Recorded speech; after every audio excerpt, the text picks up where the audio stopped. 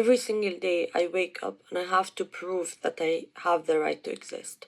Every single day I wake up and I try to tell the world that me and my people are not terrorists. Western media tries to make me feel not human, tries to make me feel less, that I don't deserve to live.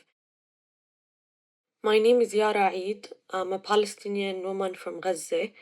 Um, I'm 23 years old and I'm a war journalist, and currently I'm in London. The situation is really horrific right now. The electricity in Gaza has completely been cut off and there's no internet. Many journalists in Gaza who are reporting are no longer reporting. So I'm actually losing touch with so many people. My mom, I barely hear any of her news. It's really difficult to talk to my family or friends or hear what's happening to them, because even news reporters are not being able to spread the news and what's happening.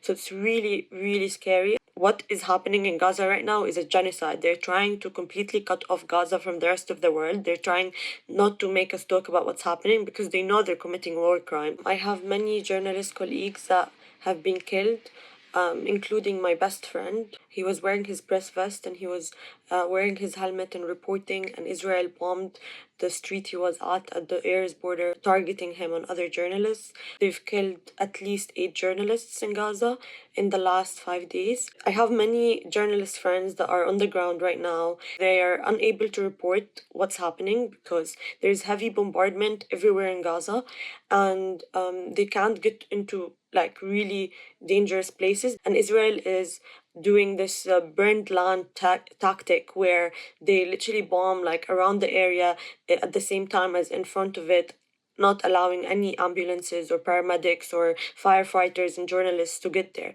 So there's entire neighborhoods that are not being reported on because journalists cannot get there. This is a media blackout, and it's really horrific because it's affecting so many lives, and so many stories are, vanishing and being untold. There's a huge campaign of misinformation and of propaganda in the Western media, spreading misinformation without any proof or any witnesses confirming that that's happening. The US President Biden literally went on TV and said Hamas has been beheading 40 children in Israel, and later on, because we as journalists have been trying to verify what the news and trying to show that this is fake news, this is misinformation, the White House made a statement and said there's no evidence, there's no testimonies, there's no witnesses that prove what the United States president said, and it's all lies, basically.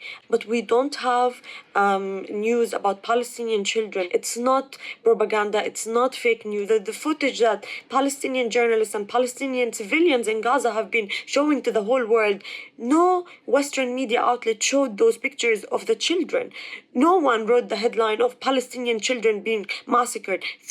More than 300 children in Gaza have been killed. Palestinian journalists and Palestinian activists and advocates have been asked on camera time and time again to condemn the violence that's happening in Israel, to see if they endorse Hamas or not. And there's nothing about how Israeli military has been killing us for the last 75 years. They're trying to trap me. They're trying to make me lose my humanity as if I'm responsible for what Hamas is doing. It's just misleading, it's disheartening, and it's not humane. It's not a professional journalism. What they're doing to us is trying to erase stories and silence voices. And it's not just Western media. I have been posting on my social media and I'm getting shadow banned. My stories are not reaching to people. So many people that have been speaking about Palestine, their accounts get taken down, their posts get taken down. Not only that some Western media, they talk to me before they do the interview and then they realize I'm actually sharing the truth. I talk about the numbers, I talk about the children that have been killed, and they don't like it. And then they cancel last minute.